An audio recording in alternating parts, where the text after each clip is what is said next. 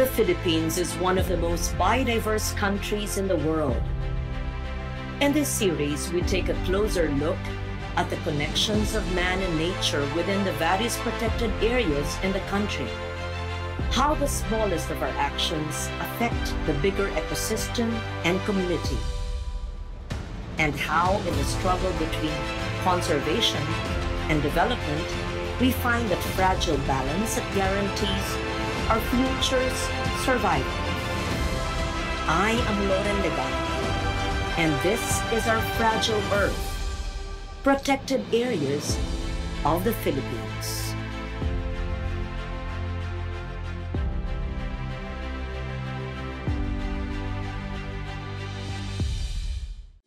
Faced with the urgency of protecting our diminishing natural forests, in 2011, the national government issued Executive Order Number 23 imposing a moratorium on the cutting of trees in our natural and residual forests.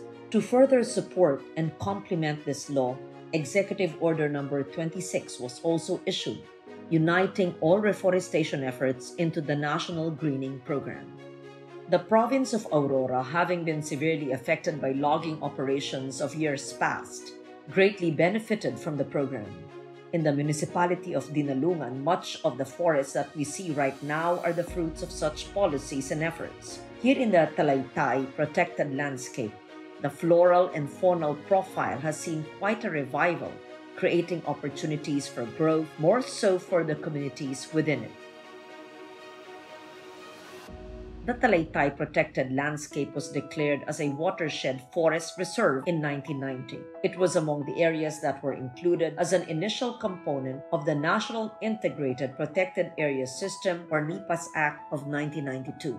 Later on, it was legislated as a protected area by virtue of Republic Act number 11038 or the expanded National Integrated Protected Areas System of 2018.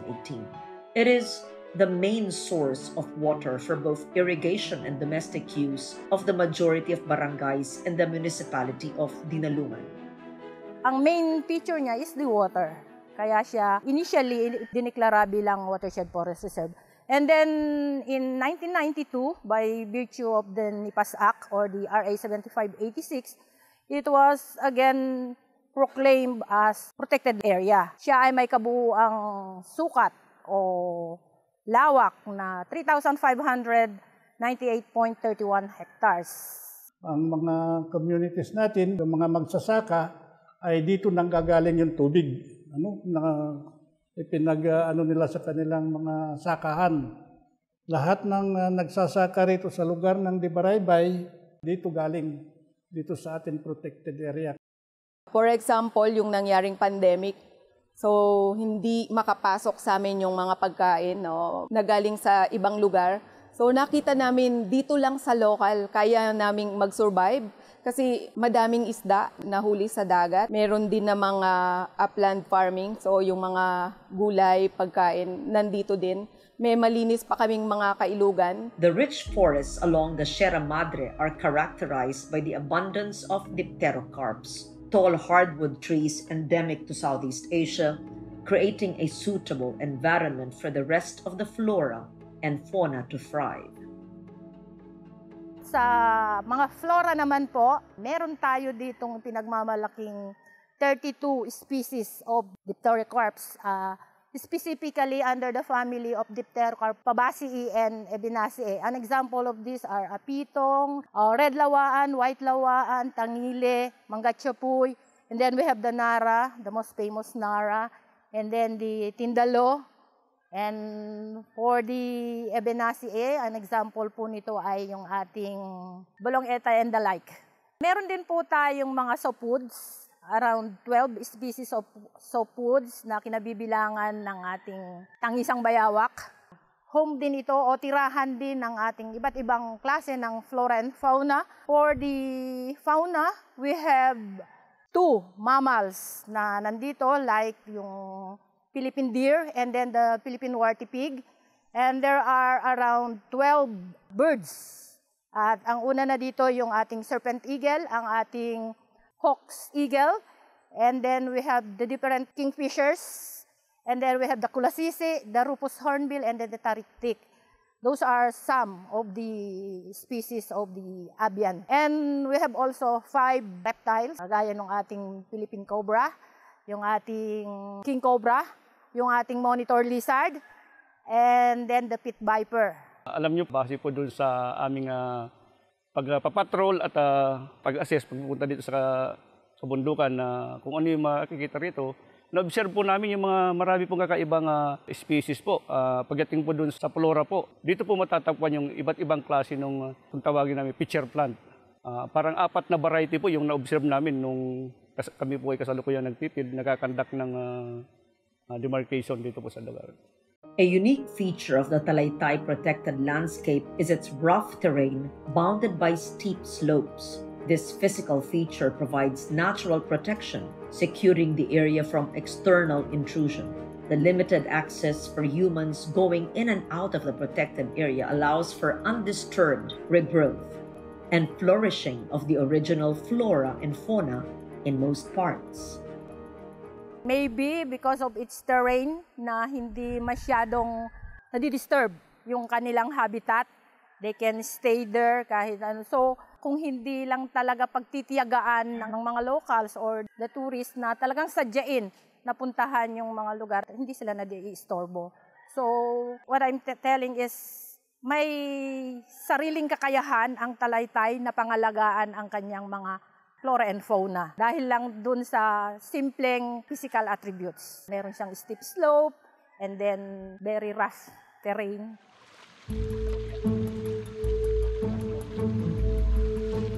Walking along the trail going to Parang Falls, we spotted a pair of monitor lizards resting by the stream. They remained immobile for a short while, then they quickly scurried off. A wise move to avoid becoming prey to bigger animals or even humans in the area. The reptiles, the birds, the trees, and the variety of wildlife, coupled with the beauty of its physical features, make the Talaytay protected landscape an ideal ecotourism site. Ang kakaiba na physical feature, kaya ang ating Talaytay protected landscape ay idineklara bilang isang protected area, unang-una yung ating mga talon or the waterfalls. Sa ngayon ay meron tayong nakitang around 10 waterfalls within Talaytay protected landscape, but unfortunately only 2 ang pwedeng i-develop into tourism site. Dahil yung iba po ay matatagpuan natin dun sa strict protection zone wherein hindi allowed ang human intervention or human activity. So talagang purely pangkalikasan lang siya. Unlike the 2, the Bial Falls and the Parang Falls, they can be developed as ecotourism site. Apart from protecting and conserving natural resources in the Talaytay protected landscape, part of the management's objectives is to mainstream the principles of conservation into the existing farming practices of the local community and to provide alternative livelihood to address poverty. Here in the Talaytay protected landscape, cacao farming became part of the agroforestry program, where more than 52 hectares of land planted with coconut and fruit trees were intercropped with cacao. The Protected Area Management Office saw this as an opportunity to enrich the means of livelihood of the occupants and further increase its tourism potential. Ngayon po may dinidevelop naman na livelihood program doon na that would attract the other investors, for example, because of the cacao production there, na nag-invest na rin ang DNR to help out yung mga people natin doon. So they start processing chocolates. Yun, meron na silang mga materials na po pwedeng gamitin for the cacao. Ang Talaytay Protected Landscape ay nakabuo ng Community-Based Ecotourism Management Plan. So ibig sabihin, yung pagpasok ng ecotourism, kailangan ang bibilhin at ibebenta dito sa area ay yung produkto ng aming mga protected area occupants. Isa nga po dito yung nakikita na yung sa cacao, marami ding nag-e-engage sa ube. So yan po, yung sa luya, yung ginger tea, at iba pang pwedeng gawin. Yun din sa coconut, yung virgin oil. So iyon yung nakaprograma base doon sa binuo naming community-based ecotourism management plan.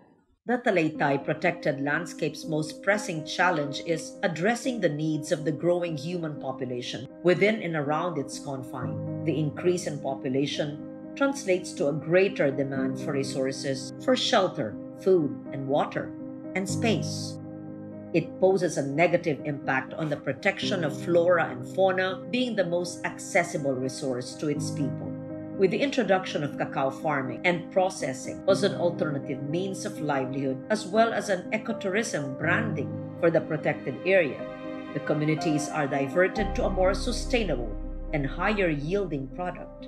Actually po, papatanim kami rito. Ganun po naman kasi ang kasipan ng tao hanggat wala pa sila nakikitang kwan. Para hindi sila interesado.